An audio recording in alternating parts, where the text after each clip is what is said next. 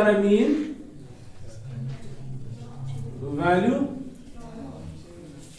Theorem, mean value theorem. अभी इधर ध्यान, थ्योरम पढ़ फिर क्वेश्चन इसके बाद आसान। मीन वैल्यू थ्योरम कल हमने पढ़ा रोल्स थ्योरम,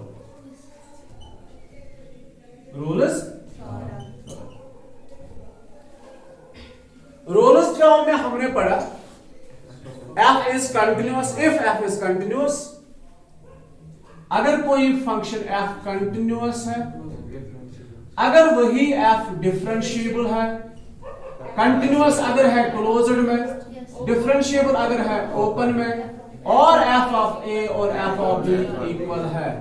इतना आसान स्टेटमेंट को याद रखें। And f of a is equal to f of b, then there exists a point c such that c which belongs to a b such that f dash of c is equal 0। ये कल का हमने पढ़ा था। आज देखो mean value theorem क्या होता है, इसका स्टेटमेंट देखो। मीन वैल्यू थ्योरम का स्टेटमेंट लेट करेंगे y is equal to f of x be any function, कोई फंक्शन है और इसका इस फंक्शन का जो डोमेन है वो किसी ए बी को बिलोंग करता है। मतलब हम किसी पर्टिकुलर हिस्से की बात कर रहे हैं, अभी मैं समझा रहा था।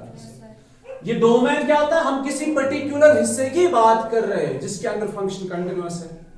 तो अगर हम कोई फंक्शन लेते हैं, उसका डोमेन है क्लोज्ड इंटरवल ए बी, हम किसी खास हिस्से की बात कर रहे हैं, खास इंटरवल की बात कर रहे हैं। अगर पहला point if f is continuous, कल की तरह in closed interval a b, पहला पॉइंट।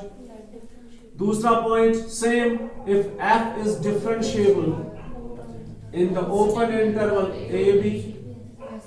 इस बार देखो क्या है, इस बार ऐसा है f of a और f of b बराबर नहीं है। मैं दो ग्राफ्स बनाऊंगा, ठीक है, आप मुझे बोलना है कि रोल्स थ्योरम कहां एप्लीकेबल है और मीन वैल्यू थ्योरम कहां एप्लीकेबल है, फिर मैं बताऊंगा इसमें आगे और क्या करना है। पहले आप दो ग्राफ्स देखो, ये एक ग्राफ है, ये दूसरा ग्राफ है। अगर मैं ए से लेकर बी तक की बात करूं, दोनों ग्राफ्स में ए से लेकर बी तक की बात करूं, ठीक, इसमें ग्राफ ऐसे बन रहा है और इसमें ग्राफ ऐसे बन रहा है, ऐसे फॉर एग्जाम्पल।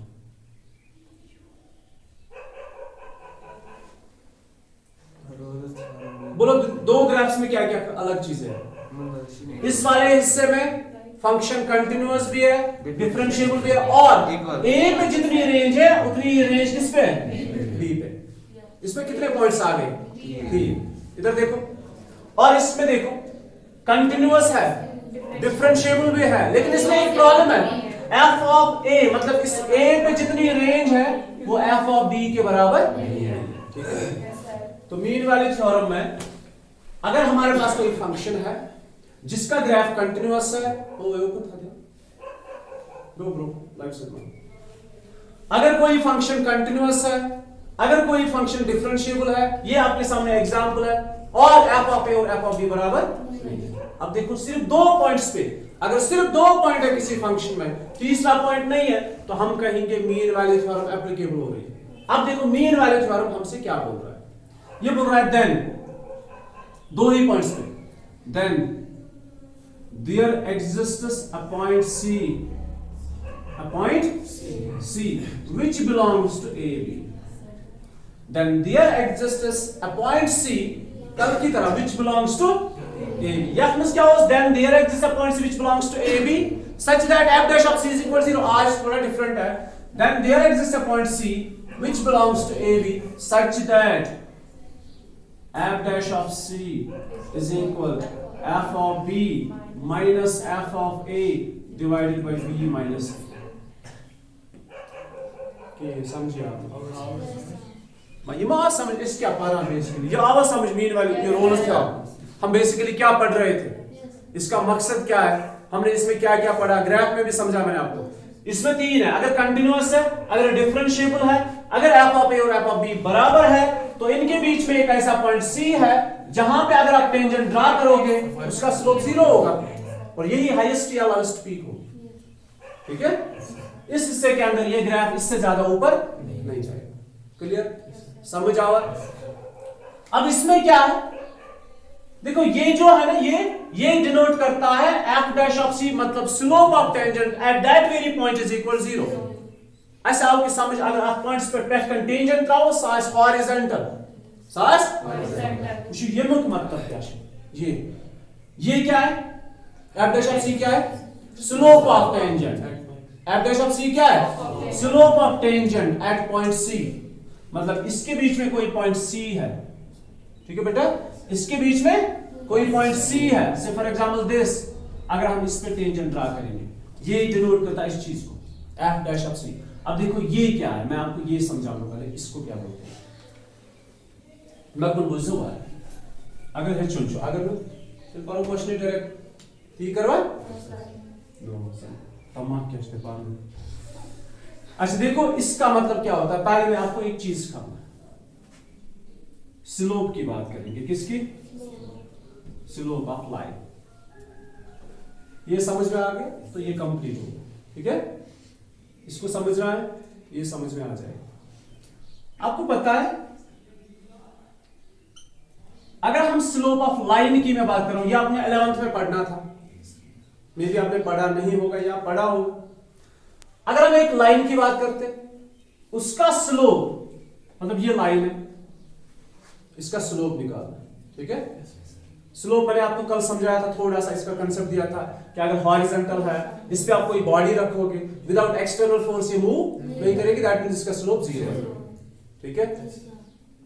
अगर स्लैब स्ट्रॉन्ग मकान स्लैब, कल भी मैंने ये एग्जांपल बोली थी, अगर इस मकान स्लैब स्ट्रॉन्ग तेम पे शीन डाला, इवन कि तेम पे रूल ते डाला की, आप ते डाला की, कैसे plane surface, horizontal surface, you got it. अगर इस थोड़ा तक इस पर स्लोप दिमो, रूल क्या तक पे, इवन की शीन रकान की, कोई चीज हम उस पे रखते हो सरिकना, ठीक है। और वर्टिकल का स्लोप क्या होता है, इसका स्लोप नॉट डिफाइंड होता है, ये हमने कल पढ़ा था।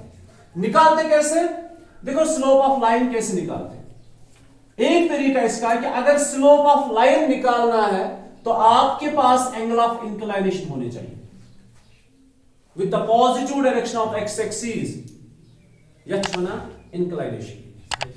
मगर इंक्लिनेशन है कोई सेट्स की वजह, मगर ये ना कंसीडर कौन होगी, पॉजिटिव डायरेक्शन को एंटी क्लॉकवाइज, आपने 11th में पढ़ा है। एंटी क्लॉकवाइज डायरेक्शन में अगर इसको शो, ठीक है। मिसाल के तौर पर एक और लाइन है ऐसे, तो क्या आप एंगल को यहां से मेजर करोगे, नो, ये क्लॉकवाइज डायरेक्शन में, आपने कहां से मेजर करना है, यहां से, एंटी क्लॉकवाइज डायरेक्शन में। पहला पॉइंट समझ आया। तो एंटी क्लॉकवाइज डायरेक्शन में जब आप रोटेट करोगे, जो एक्स एक्सिस के साथ एंगल बन रहा है उसको थीटा बोलते हैं, और स्लोप ऑफ लाइन होता है m which is equal to tan theta, ठीक है। तो अगर आपको थीटा पता है तो आपको स्लोप ऑफ लाइन पता चलेगा। मिसाल के तौर पर theta is 30, tan 30 is 1/√3, theta is 45, tan 45 is 1, theta is 60, tan 60 is √3.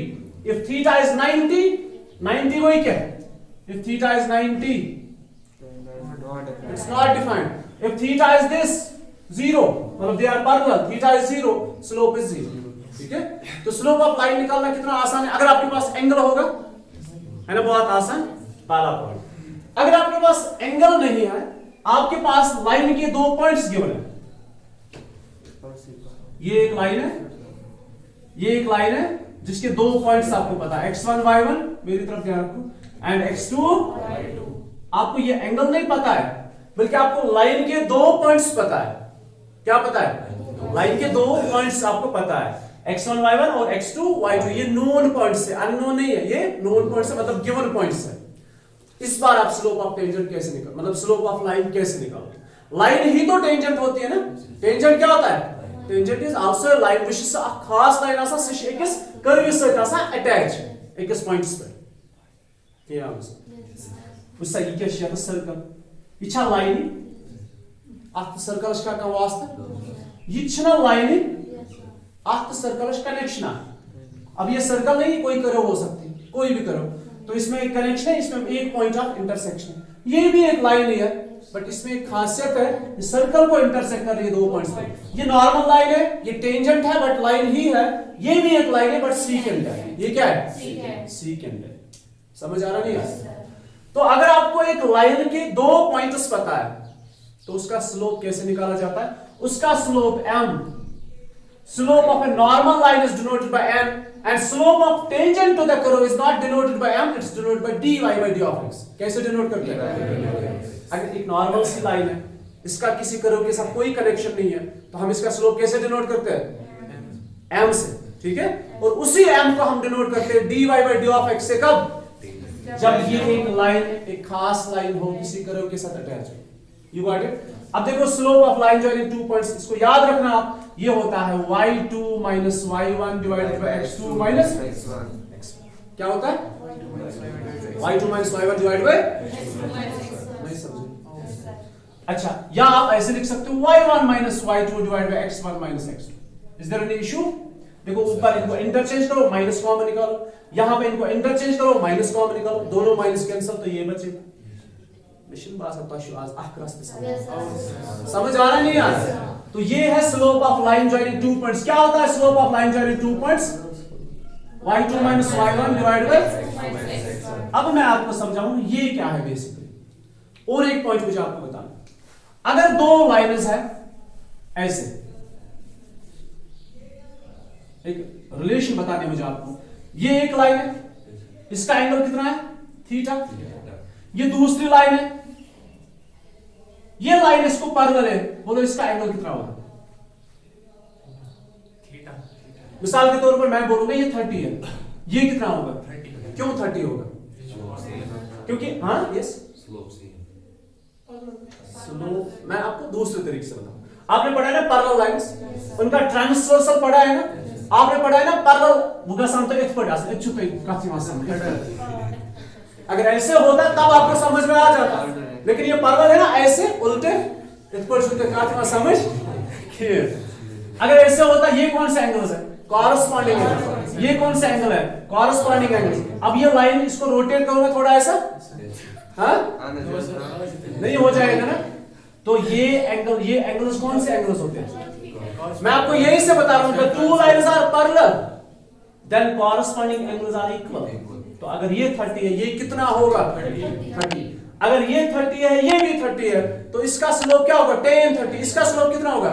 tan 30। तो tan 30 कितना है? 1/√3। इसका स्लोप कितना होगा? 1/√3। दोनों क्या है?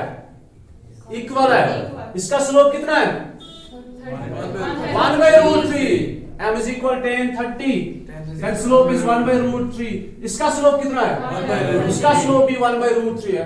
तो लाइन्स पैरेलल है तो स्लोप्स क्या होते हैं? इक्वल होते हैं। याद रखा? When the 2 lines are parallel to each other, then the slopes are equal. When the slopes of 2 lines are equal, then they are parallel to each other. क्या आंसर?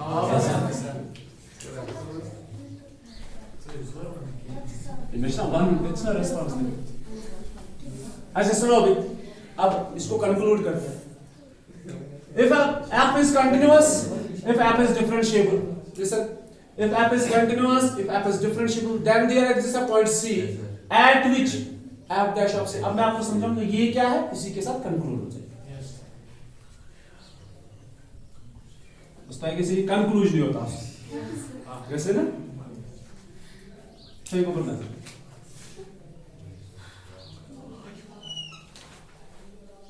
Your my reflection है? दो sir. ठीक है। Echo point A, echo point B। ये एक हिस्सा है A to B। बोलो क्या ये फंक्शन डिफरेंशिएबल है? सॉरी कंटिन्यूअस है? Yes sir. क्या ये फंक्शन डिफरेंशिएबल है? ठीक है ना? दो चीजें इसमें। अब ये f of A is equal to f of B नहीं है, f of A अलग है, f of B अलग है। इतना समझ आ रहा है? तो रोल्स थ्योरम एप्लीकेबल नहीं है। अब देखते हैं mean value theorem. Mean value theorem के लिए सिर्फ 2 कंडीशंस चाहिए। साइन गवर्नमेंट स्कूल एडमिशन करने का तरीके बस से का 10th पास या 9th पास 10th आने खतर, ठीक है? हम कोई फीस ना हम फीस देखते हैं ना हम परसेंटेज देखते हैं, बस एक चीज आप किसी तरीके से पास करो 10th, ठीक है? वेरिएबल नहीं है। अतएश गिरी में शक में विश्वास में। सुनो अभी, तो ये अब एक इंपॉर्टेंट चीज देखो, ये पॉइंट P है कि नहीं है? इस पॉइंट P के मुझे कोऑर्डिनेट्स बताओ क्या क्या होंगे। इस किसी भी पॉइंट के कोऑर्डिनेट्स क्या होते हैं? x, y। अब x क्या होता है? ऑरिजिन से यहां तक कितनी डिस्टेंस, वो कितनी है? a। और y क्या होता है? ये है ना, ये f ऑफ a है, रेंज है ना, f ऑफ a।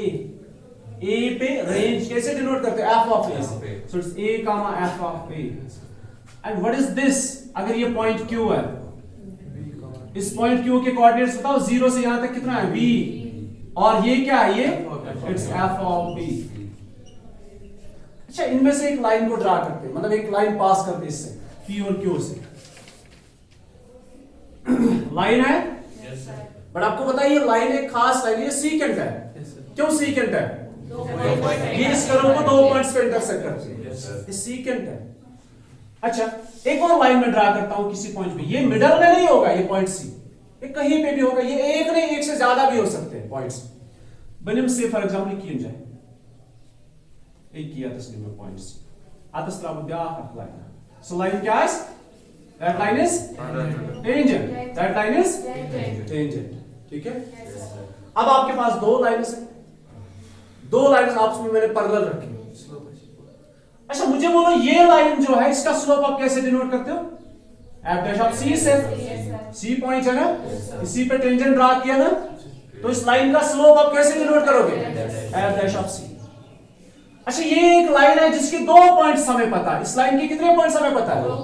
2 पॉइंट्स पता है, इसका स्लोप कैसे डिनोट करोगे? y2 minus y1 divided by x2 minus what is y2? f of b minus f of a divided by b minus a। नहीं समझे? ये क्या कह दिया? ये क्या? ये क्या? Slope of tangent at point C। What is this? Slope of secant joining the end points of the, मतलब जो एंड पॉइंट्स को ज्वाइन कर रहा है, ये उसका स्लोप है।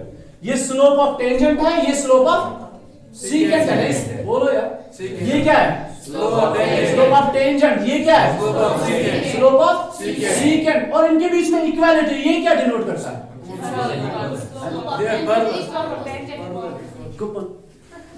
ये क्या है? ये क्या है? f डैश ऑफ C क्या है? Slope of. ये क्या है?